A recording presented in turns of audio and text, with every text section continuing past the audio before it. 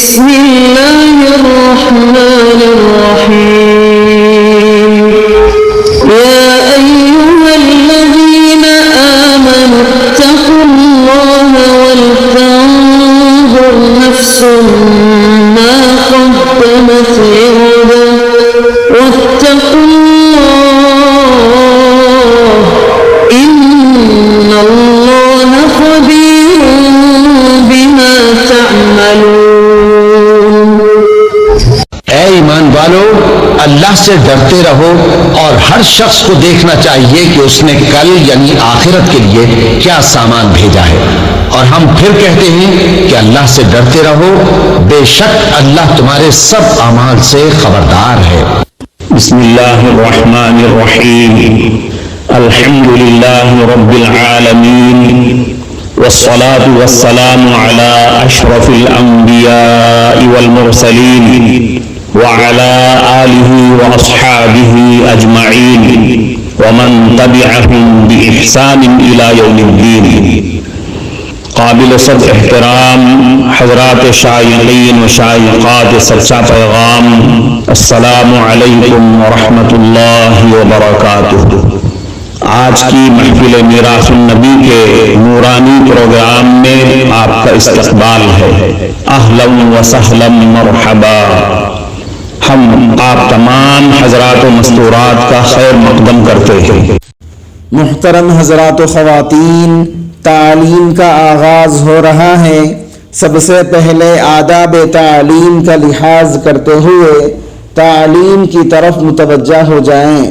پورے دھیان سے سننا، عمل کی نیت سے سننا اور تبلیغ کی نیت سے سننا، یعنی سنی ہوئی باتیں دوسروں تک پہنچانے کے جذبے سے سننا. چند خاص آداب تعلیم ہیں. امید ہے کہ آپ حضرات ان آداب کا ضرور خیال رکھیں گے. جزاکم اللہ. بسم اللہ الرحمن الرحیم. حضرت ابو ہریرہ رضی اللہ عنہ فرماتے ہیں کہ رسول پاک صلی اللہ علیہ وسلم نے فرمایا، عورت جب 5 وقت کی نماز پڑھتی ہو، اپنے ناموس اور عزت کی حفاظت کرتی ہو اور شوہر کی اطاعت کرتی ہو تو وہ جنت کے جس دروازے سے چاہے داخل ہو جائے. عورتوں کے لیے کتنی بڑی فضیلت اور مرتبے کی بات ہے. جنت میں داخل ہونے کا کس قدر آسان نسخہ ہے.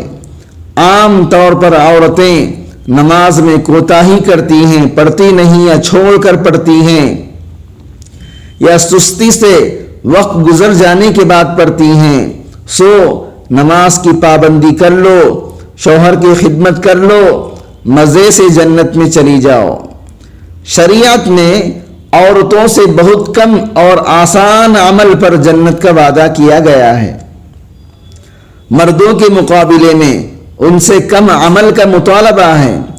عورتوں کا جنت میں جانا آسان ہے.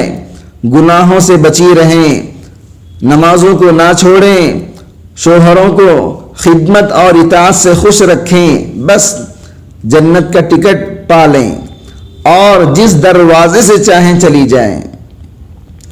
کون سی عورت خوش نصیب ہے؟ حضرت ابو ہریرہ رضی اللہ عنہ سے مروی ہے کہ آپ صلی اللہ علیہ وسلم سے یہ پوچھا گیا کہ کون سی عورت بہتر ہے، تو آپ صلی اللہ علیہ وسلم نے فرمایا، وہ عورت شوہر اسے دیکھے تو وہ اسے خوش کر دے، جب کوئی کام کہے اس کی اطاعت کرے اور اپنی عزت کی حفاظت کرے اور اس کی مرضی کے خلاف مال خرچ نہ کرے. مطلب یہ ہے کہ ایسی خوش مزاج اور خوش اخلاق ہو کہ شوہر جب گھر میں آئے بیوی سے ملاقات اور گفتگو کرے تو اس سے نرمی سے، پیار و محبت سے مسکراتے ہوئے بات کرے. اگر وہ پریشان رنجیدہ بھی آئے تو اسے حسن برتاؤ اور حسن اخلاق سے خوش کر دے. ایسا نہ ہو کہ منہ بنا کر بیٹھی رہے، شوہر پوچھے تو شکایتوں کا انبار لگا دے، چنگاری کو آگ بنا کر پیش کر دے، رائی کے دانے کو پہاڑ بنا کر دکھا دے. مبالغہ آرائی، جھوٹ اور بدگمانی کی بنیاد پر ادھر ادھر کی لگا کر اس کے ذہن کو پریشان کر دے. چنانچہ بعض عورتیں ایسی ہوتی ہیں کہ جہاں شوہر گھر میں داخل ہوا شکایتوں کا انبار اس کے سامنے لا کر کھڑا کر دیا، تمہاری ماں نے ایسا کیا، بھائی نے یہ معاملہ کیا، بھاوج نے اس طرح ظلم کیا۔ چنانچہ عورت کی میٹھی چال سے شوہر متاثر ہو جاتا ہے اور ماں بہن کا مخالف ہو کر لڑائی اور جھگڑے کا ایک طور مار سلسلہ قائم کر دیتا ہے۔ ایسی عورت شوہر کو خوش کرنے والی نہیں، اسے جہنم میں ڈالنے والی ہے کہ اس نے اسے خوش کرنے کے بجائے رنجیدہ کر دیا۔ سنو، اسے خوش اخلاقی اور اپنی پیاری گفتگو سے خوش کرو، شکایت سنا کر رنجیدہ نہ کرو، جھگڑے مت کراؤ، اللہ کے نزدیک اچھی اور بھلی کہلاؤ گی اور جنت پاؤ گی۔ صالح اور نیک عورتیں جنت میں پہلی جائیں گی۔ حضرت ابو امامہ رضی اللہ عنہ فرماتے ہیں کہ نبی پاک صلی اللہ علیہ وسلم نے فرمایا، اے عورتوں کی جماعتوں، یاد رکھو جو تم میں سے نیک ہیں وہ نیک لوگوں سے پہلے جنت میں داخل ہوں گی، پھر جب ان کے شوہر آ جائیں گے تو ان کو غسل دے کر اور خوشبو لگا کر شوہروں کے حوالے کر دیا جائے گا، سرخ اور زرد رنگ کی خوبصورت سواریوں پر، اور ان کے ساتھ بچے ہوں گے جیسے بکھرے ہوئے موتی۔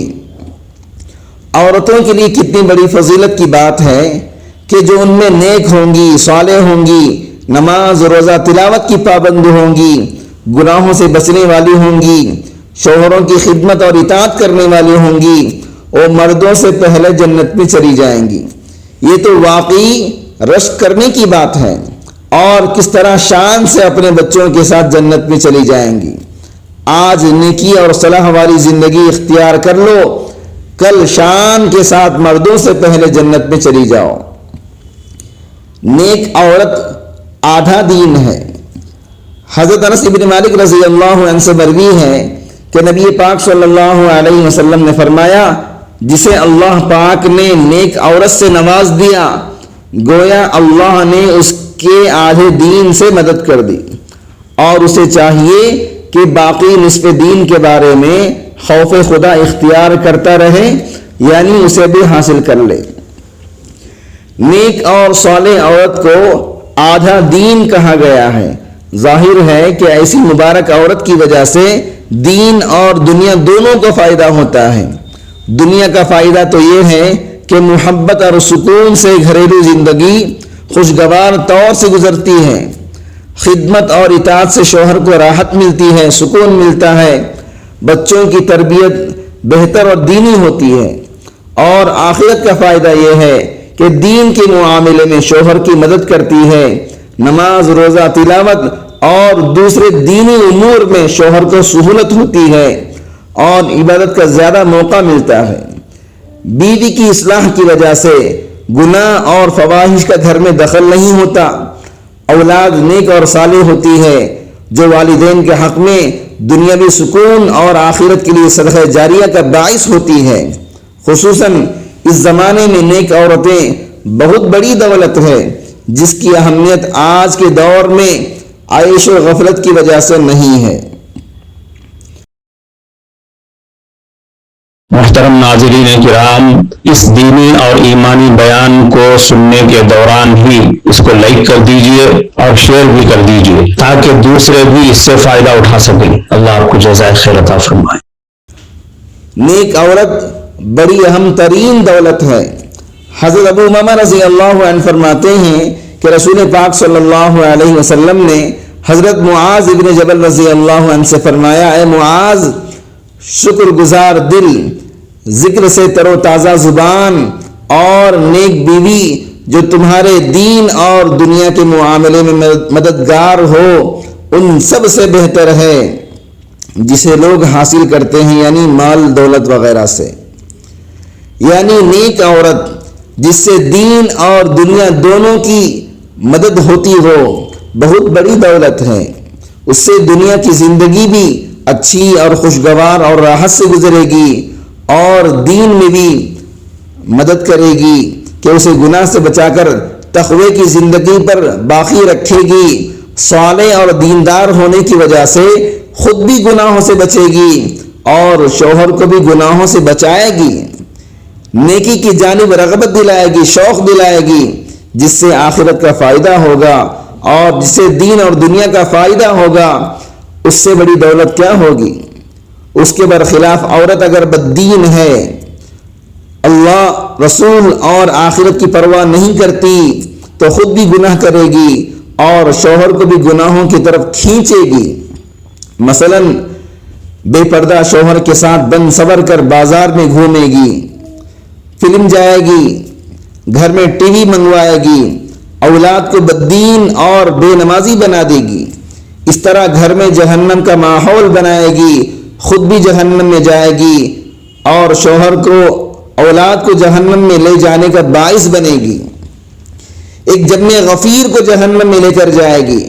خاک ہو ایسی بددین اور بے نمازی عورت پر، گو خوبصورت اور مالداری صحیح، آج یہ مرد بددین خوبصورت عورت پر ریجھ ہو رہے ہیں، جہنم کے اعمال پر راضی ہو رہے ہیں۔ کل کو جب اعمال کی سزا کا مشاہدہ ہوگا، تب خون کے آنسو روئیں گے جو بے سود ہوگا۔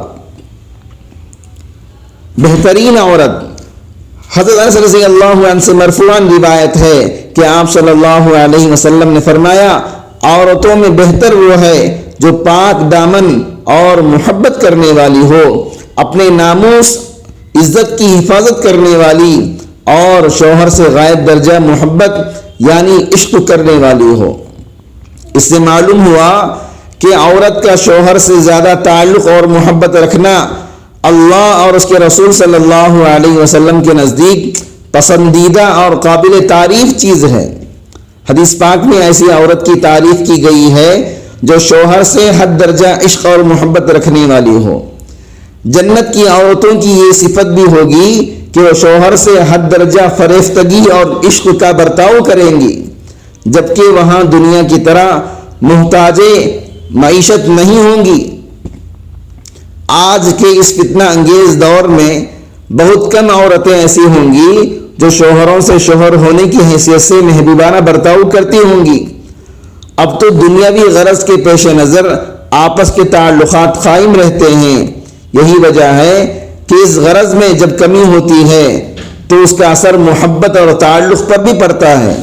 سو یہ غرضانہ محبت محمود نہیں، قابل تعریف نہیں۔ یہ رشتہ یعنی میاں بیوی والا رشتہ تا حیات ہی نہیں بلکہ جنت میں بھی ہوگا، لہذا حقیقی محبت ہونی چاہیے، مال دولت سے محبت نہیں ہونی چاہیے۔